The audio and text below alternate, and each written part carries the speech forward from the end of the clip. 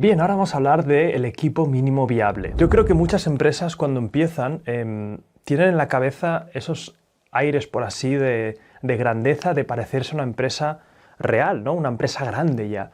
Y tenemos que entender que las empresas son muy distintas en cada una de sus fases. Es decir, no tiene nada que ver una empresa que está empezando con una empresa que ya tiene un recorrido o con una empresa, una multinacional. Son diferentes etapas en las que no tienen nada que ver desde fuera. O sea, no te imagines que lo que tienes que hacer para ser una buena empresa es estar en un edificio alto, con oficinas grandes, etc. No. Eso no es lo normal, y más ahora, después de lo que vimos con el tema de la pandemia, que nos hemos dado cuenta que podemos trabajar desde casa, etcétera, ¿no? Entonces, aquí te quiero dar unos cuantos tips para crear este equipo mínimo viable. Y sobre todo, vuelvo a hacer hincapié, equipo mínimo viable. No contrates por contratar y sobre todo no contrates, esto es muy importante, en función del rol de la persona. En plan, necesitamos un tal de marketing y no sé qué, porque sabes que en tu tipo de empresas, en tu tipo de negocios, se suelen contratar ese tipo de personas. No, lo que tienes que contratar es alguien destinado para hacer los inputs que tú tienes en tu empresa. Es decir, no contrates a alguien por su título, sino que haz un diagrama de qué es lo que ahora mismo se necesita de los procesos, que no te preocupes porque ya haremos más hincapié en todo el tema de los procesos, sistemas, etcétera, pero quiero que te hagas mentalmente un mini diagrama de qué estamos haciendo. Por ejemplo, yo cuando empecé todo el tema de la formación online, yo me di cuenta de todas las tareas que yo hacía, ¿no? Pues por ejemplo, yo me grababa, yo editaba los vídeos, yo publicaba los vídeos en YouTube, yo subía los vídeos a los cursos para luego poder que la gente los viera, etc. También yo hacía los Facebook Ads, yo hacía el marketing de Instagram, los contenidos, etc., ¿no? Todo eso lo fui diagramando y fíjate que no habían muchas empresas con las que compararme. Por lo tanto, yo no me fijaba tanto en voy a contratar a un jefe de marketing y tal. No, es como necesito a alguien que se encargue de Facebook, necesito a alguien que se encargue de Google Ads y tal. Oye, ¿existe alguien que pueda hacer los dos?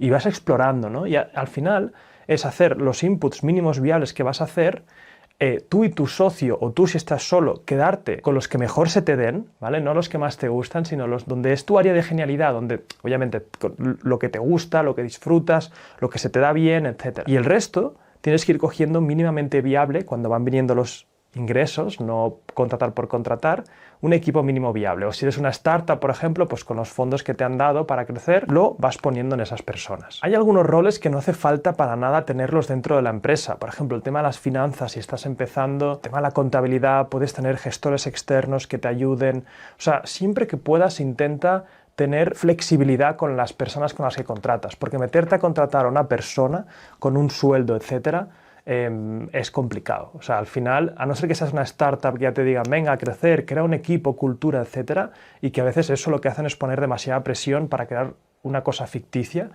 pero intenta siempre ir con pies de plomo a la hora de ir contratando, encontrando gente, etcétera. Y ahora me dirás, oye, ¿cómo encuentro a estas personas? Pues muy bien, teniendo muy claro los valores de la empresa y teniendo muy claro las condiciones iniciales de cómo operáis, la misión, la visión, hacia dónde vais. Por eso hemos hecho hincapié en la primera clase sobre esto.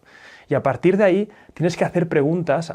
Cuando pongas un anuncio y venga gente a hacer la entrevista de trabajo, tienes que intentar buscar preguntas que puedan demostrarte en situaciones reales cómo han demostrado esos valores en su vida. Por ejemplo, no le digas si, oye, ¿tú tienes coraje? No, porque ya hemos dicho que además cada valor tiene la parte en la que tú describes ese valor, ¿no?